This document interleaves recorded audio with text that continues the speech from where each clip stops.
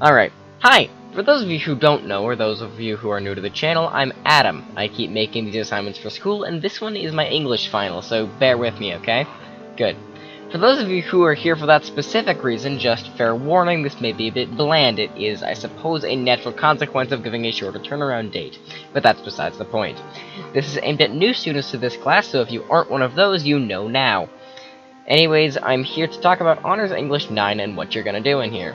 That will vary from enough essays to give you physical pain to making Valentine's Day cards in the theme of Romeo and Juliet. This class is a roller coaster. But hey, don't freak out, it's one of those good roller coasters, not like that one that goes from 0 to 149 miles an hour in 4 seconds.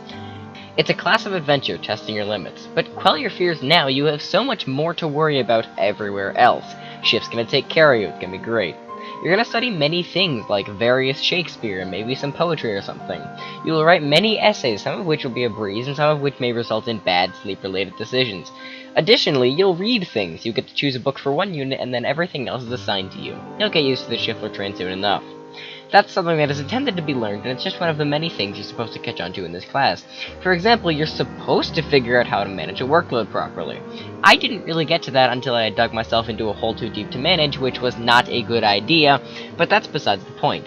It's also almost crucial to this class to know how to pad an essay. If you need 6 pages of essay, but you only have 4 pages of work, change the font size of all the periods in the essay, use strange big words, but only if you know what they mean, and make sure you're making some variety of sense in your writing. That's really important for this class, because if your writing looks like someone's 4 AM rant/drabble, you will not be graded well.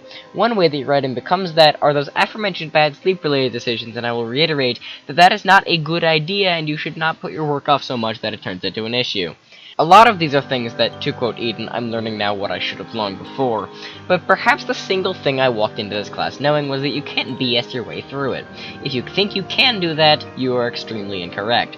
But if we disregard all of those class knowledge bits, the biggest thing you're going to learn in here is how to be a proper scholar. This is preparing you for higher education in every way possible. And that leads me into the lessons and takeaways I took with me from various units in this class in general. English is never my best subject. I wouldn't even go so far as to call it my second best. As a learner this year, I found that there are different faces to everything, and all you have to do is find the best one and roll with it.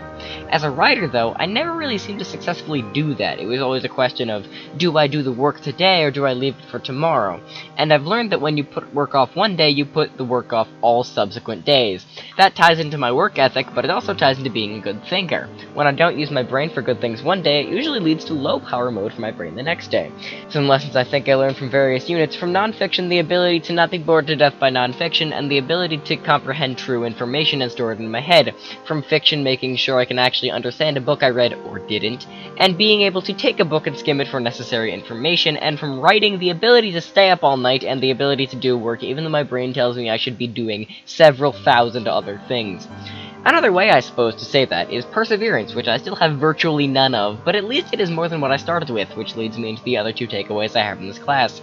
My work ethic has changed. I've realized that I just have to do the work or else I fail a class, which is never good.